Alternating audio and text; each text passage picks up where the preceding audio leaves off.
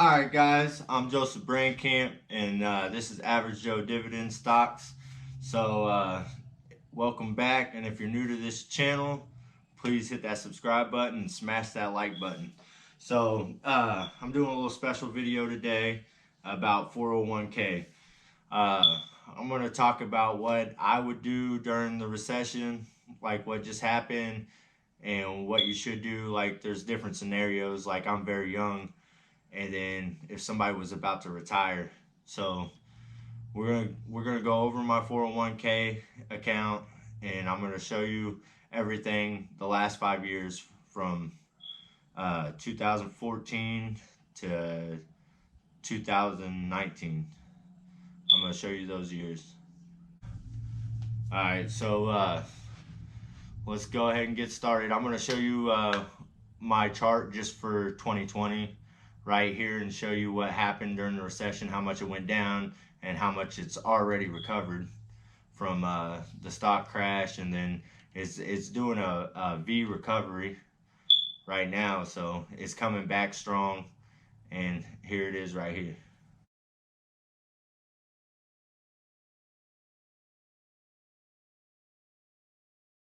So I'm gonna also show you a chart.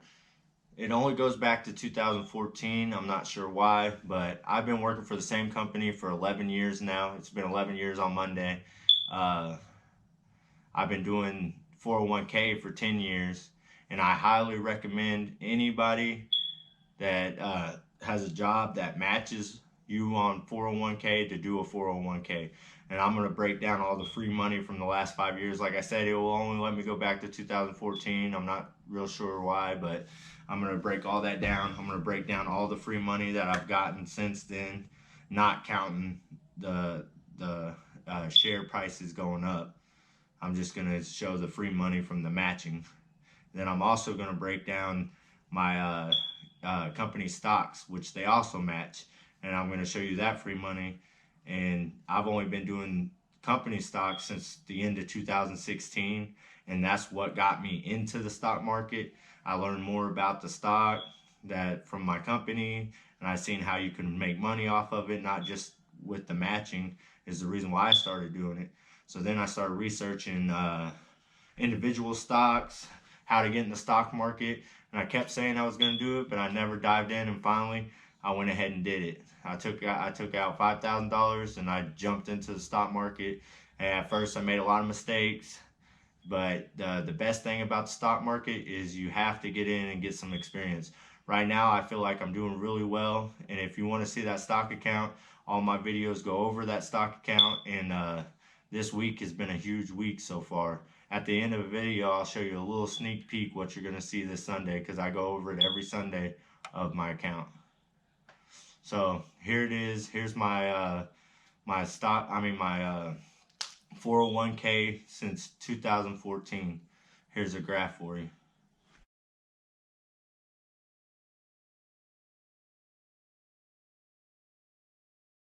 You can see in that graph, it mostly goes up, but there are some dips in there. There's two dips in there, and then you have the big crash that just happened, but we've almost recovered fully from that. And on my 401k account, they have age groups. So I'm invested in an age fund that's under 35, which is the most riskiest out of the age funds. But I mean, you can go even riskier than that if you pick them individually, but you only have a few that you can choose from. So I just do the age fund. It's the riskiest, but like I said, I'm young. I'm nowhere near retirement.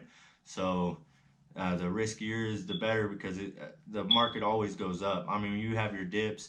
If I was about to retire, like let's say within the next 2 years, I might throw it all in the stable fund. I don't know, I'm not there yet, but that would be my thoughts right now.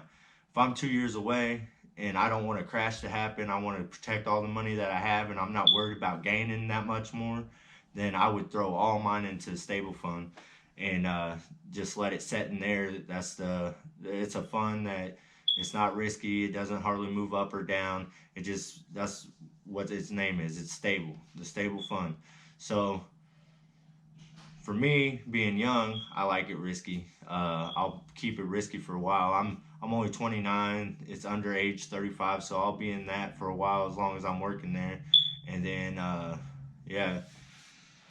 So like the recession, a lot of people, or the crash, whatever you want to call it, a lot of people took that money out and put it in the stable fund after the crash already happened, which that's something that you don't want to do because you never know when the bottom is. If you don't get it out before the crash happens, like say you heard that the coronavirus was about to spread everywhere, and you know you feel like it was going to crash, if you did it before that, I mean, that was an awesome move. But like, nobody knew the market was going to crash as much as it did, and then you never know when the bottom is. So you're trying to wait for the bottom, and like I said, the last 3 weeks, 4 weeks, it's just been up, up, and up. I mean, you got your little dips there, but it pretty much, it's just been going straight back up like a V. So you never want to try to guess when the bottom is, because now a lot of those shares you sold, you had at the beginning, like I've had it for 10 years, are way, way, way cheaper than what the shares you're about to buy again. So now you're going to take the same amount of money but have a lot less shares, if that makes sense. So I recommend you just leave it in there and look at it as you got to sell on your shares. You're buying all these shares for way cheaper than what it was, and as it's going back up, you're making more money off of those shares. You got to think of it as shares, not money. So say it crashed and went down, the Dow went down to 18,000, which is the bottom right now. Now, I'm not saying it's not going to crash again, but that was the bottom. The Dow Jones went from like 29,000 all the way to 18,000. Say I sold all my stuff at 18,000, then I just missed out on a lot of money because now I'm buying back in for more higher than what I sold it at. So I just lost all that money. You never lose the money until you sell it, if that makes sense. When you make the sell and then you buy back in for a higher price, then you just lost that money. But since I left mine alone and it's been going back up, I just bought a bunch of shares for way cheaper than what they were, and now they're going back up. So now I'm making money off of those shares, and as long as it makes it back up higher than what it was before, then I'm making way more money than what I would have if I would have got out and then got back in. So I don't recommend putting everything in the stable fund after a crash. If you could have got it before the crash, I mean, that is a guessing game, but that would have been perfect. Ideal scenario, you got out when it was 29,000, the Dow Jones, and then when it hit 18,000, you got back in. But you don't know if the 18,000 was the bottom. So it's like you're playing a guessing game.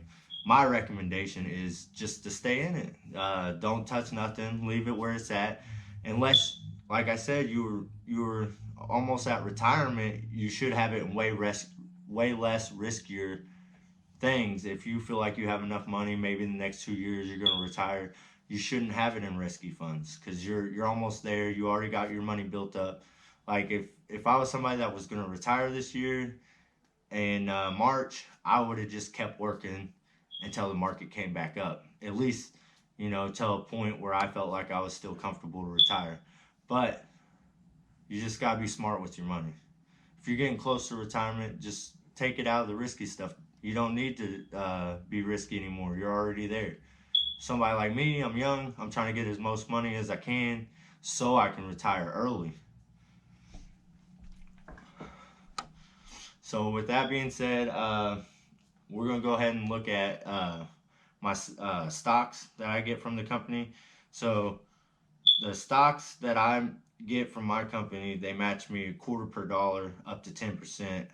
I can't really afford to do 10% of my check, so I always fluctuate from 5 to 7 or 3 to 7 in that range coming out of my check. Like if our company stock I feel like is low, I'll raise it up to buy more shares while it's low, and I know it's going to come back. And then same thing with 401k. Like whenever it dipped down to 18,000, you just turn your 401k up, turn the percentage up that you're putting in it, because you're just buying a whole bunch of shares. Like I said, I feel like it's like a sale. You're getting a discount on these shares. So I fluctuate, but on my 401k, I never turn it below 5% because the highest that my company that I work for will match you is 4%, and you have to do at least 5% out of your check for them to match you 4%. So I never go below 5. I fluctuate on my 401k from 5 to 10%, but I try to maximize that free money, which I'll show you here in a little bit. All right, so now we're going to go into my company stock.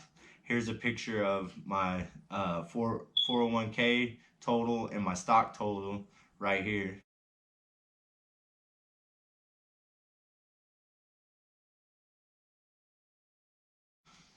All right, so my company stock I actually use for, I started doing it, I use it for like vacations, or if I want to buy something that's really expensive and I don't want to get a loan, I just save it up, because when my company, with my stocks, the shares only come available each quarter, and then the shares that they match you only become available at the end of the year. So I like to save them up, and say like last year we went to Mexico to visit the family.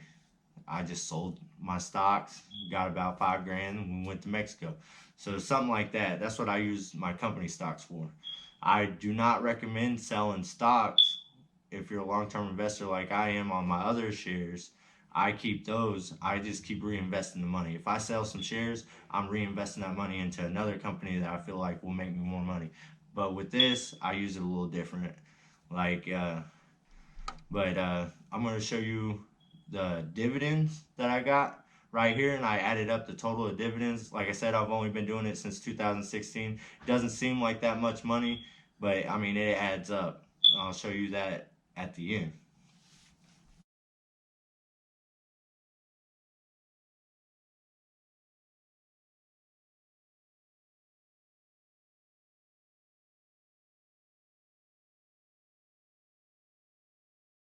All right, so that was my dividends that I've received so far. So that's all free money. Anybody that knows me knows I love free money.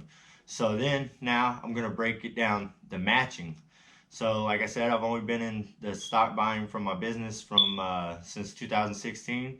So here's a bar graph that shows you how much they match me each year. It doesn't have 2020 on there. I just have 2016 to 2019. And then I also added up the totals for that, which I'll show you after you see the graph chart.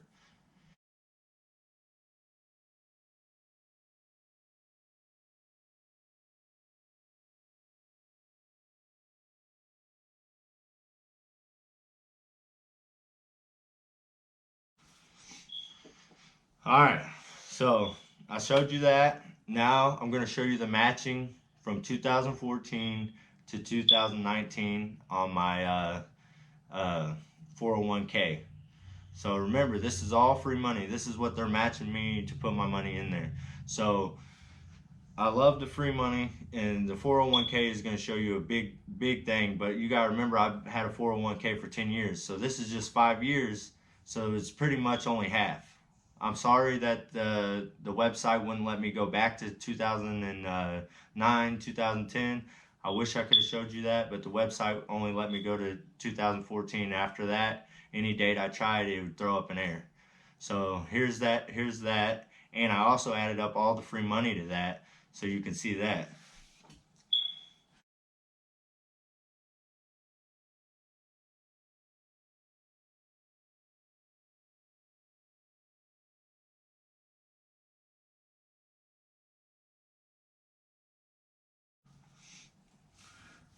So you've seen all the free money, all the matching and everything. That's why I highly recommend you do a 401k if your business does a 401k plan.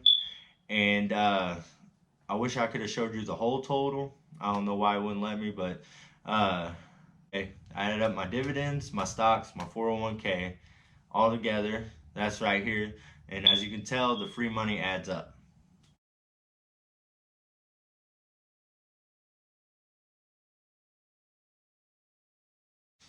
All right, and you also got to understand all that free money is invested in shares. So as you can tell, the graph's going up and up, and as the market goes up, it goes up. So that's not even counting how much money I have made off of those free shares from the free money.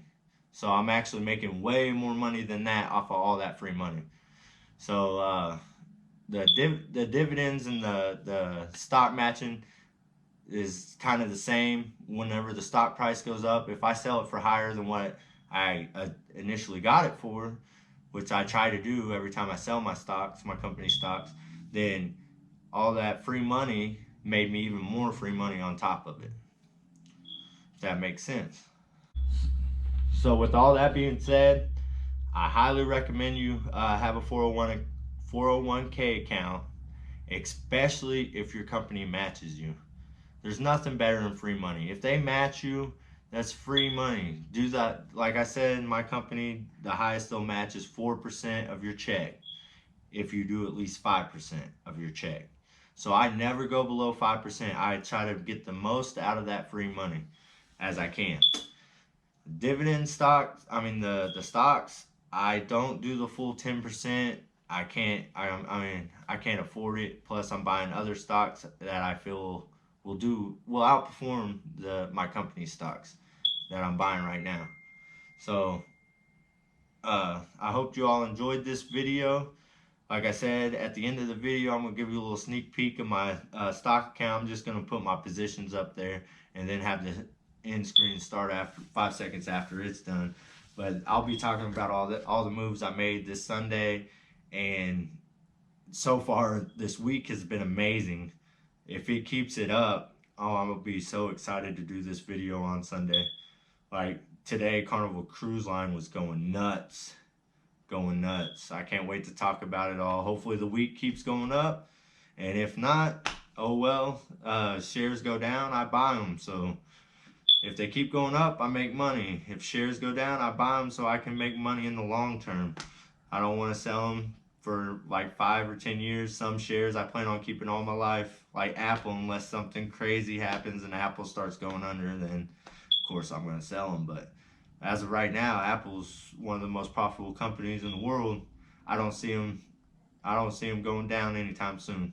But thank you all for watching. Have a great day. Tune in Sunday. And like I said, if you're not subscribed, hit that subscribe button, because I'm showing you all my account for free every week. And I'll be doing it from here on out. And y'all can see where I'm going with the stock market, all the moves I make. But don't buy stocks because I'm buying them. Do your own research. You want to buy companies that you want to buy. All right. I don't want you buying companies because I buy them and then the company goes under or something. Then you're blaming me that you lost your money. Do your own research. All right. Y'all have a good day.